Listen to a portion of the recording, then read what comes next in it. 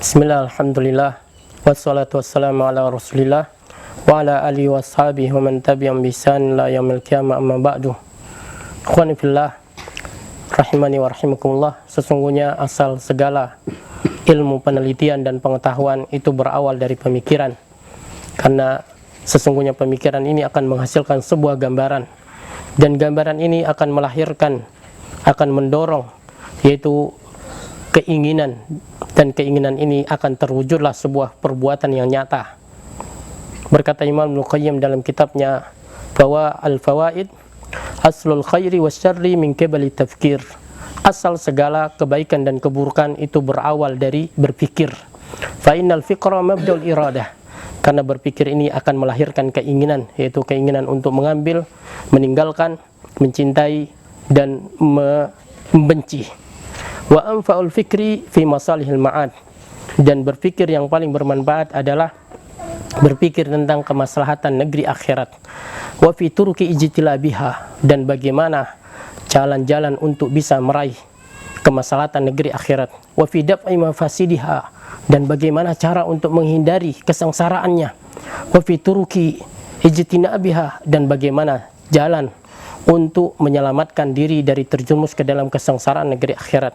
4 pemikiran inilah asal seluruh pemikiran, dan setelahnya akan ada 4 lagi, yaitu berpikir tentang kemaslahatan dunia dan bagaimana cara meraihnya, tentang kesengsaraan dunia dan bagaimana cara menghindarinya.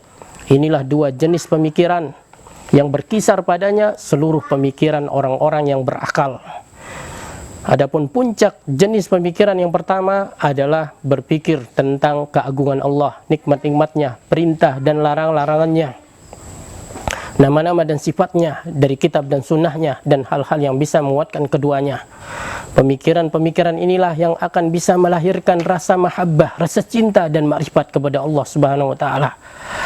Ketika dia berpikir tentang negeri akhirat, kemuliaannya dan kekekalannya, dia berpikir tentang dunia, kerugiannya serta panahnya dunia ini, maka pemikiran ini akan melahirkan kecintaan terhadap negeri akhirat dan kezuhudan terhadap dunia.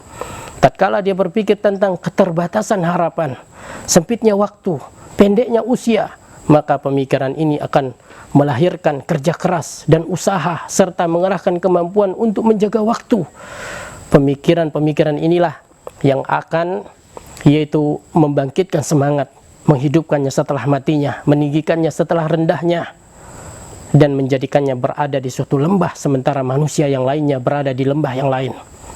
Saudara kaum muslimin, para ulama menyebutkan langkah-langkah untuk kita berpikir. Yang pertama adalah melatih akal supaya dia terbiasa berpikir yang bermanfaat, karena betapa banyak penemuan-penemuan yang baru dan besar itu berawal dari pemikiran. Dan ketahuilah, sisi keutamaan dari akal ini adalah semakin sering dia dilatih, semakin sering dia digunakan untuk berpikir, maka dia akan semakin baik dan bagus, serta semakin jitu dalam melahirkan pendapat-pendapat yang brilian.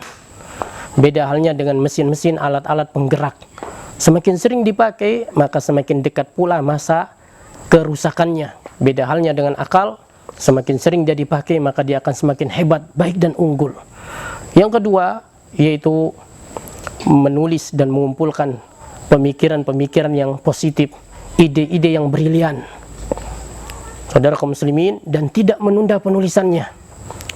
Ide-ide yang terlintas, pendapat-pendapat yang positif yang terlintas dalam benak dan jiwa, ya, karena bila ditunda penulisannya, maka ini akan bisa menyita waktu dan membuang banyak tenaga tanpa ada hasil, karena bisa jadi pemikiran ini akan lewat begitu saja dan akan hilang berkelana di alam pikiran yang luasnya tak terhingga. Imam Ibnu Jauzi rahimahullah, beliau mengumpulkan lintasan-lintasan jiwanya hingga menghasilkan sebuah buku yang fenomenal yang berjudul Saidul Khatir, yaitu buruan-buruan hati. Saudara kaum muslimin, sebuah buku yang membuat penulisnya dikagumi oleh dunia Islam. Dan apa yang luput dari penulisan beliau masih lebih banyak lagi. Namun ketika beliau berusaha mengulangnya, ternyata hal itu telah hilang dan jauh ditelan oleh ranah alam pikiran yang tidak terbatas luasnya. Kemudian yang ketiga, saudara kaum muslimin, yaitu mengadakan pertemuan atau mengumpulkan pendapat dan pikiran-pikiran di dalam sebuah pertemuan yang khusus di dalam sebuah pertemuan yang khusus, lalu hingga ini akan menghasilkan sebuah rencana yang matang, sebuah target yang jelas dan jitu.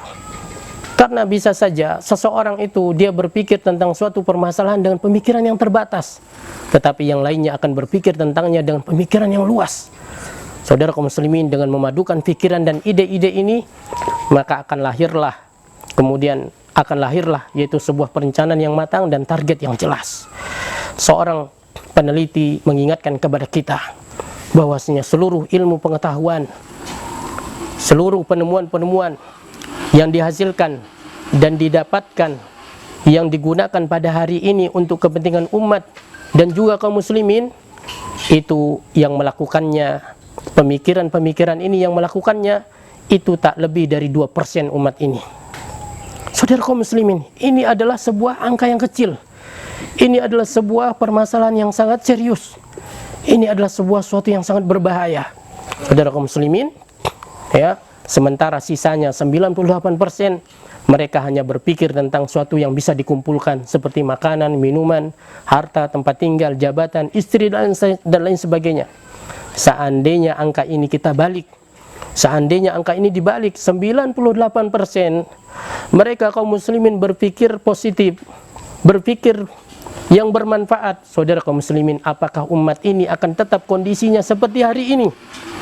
Saudara kaum muslimin, daulah negara Yahudi yang diletakkan di jantung umat ini bagaikan pisau yang sangat beracun. Saudara kaum muslimin, itu tidak lain kecuali berawal dari sebuah pemikiran, dari sebuah perencanaan, lalu dilontarkanlah ke dunia nyata. Saudara kaum muslimin, pada tahun 1877 Masehi, seorang pemikir Yahudi, mereka meletakkan dasar perencanaan negeri Israel Yahudi. Saudara kaum muslimin, padahal mereka ini tidak diragukan lagi, mereka adalah bangsa yang pengecut. Anda bisa melihat bagaimana mereka berlari terbirit-birit dengan menenteng senjata api mereka, dikalahkan oleh seorang anak kecil yang menggunakan batu atau ketapel. Saudara kaum muslimin, kenapa mereka berhasil? Karena mereka kaum yang mau berpikir, mereka mau berencana, mereka mau mengamati, mereka mau meneliti, hingga dapatlah mereka meraih sebagian dari ambisi-ambisi dunia mereka. Allah SWT berfirman dalam surat Al-Isra, "Man kana yuridul ajilata ajjalna lahu fiha ma nasha." Siapa yang menghendaki kehidupan dunia, kami akan berikan kepadanya kehidupan dunia itu apa yang kami kehendaki. Oleh karena itu selayaknya kita semua itu berusaha bangkit dari kelalaian ini, berpikir positif bagaimana supaya bisa mengangkat yaitu kemunduran dari umat ini. Wallahu ta'ala alam, wassallallahu ala nabiyina Muhammad wa akhiru da'wana alhamdulillahi rabbil alamin. Wassalamualaikum warahmatullahi wabarakatuh.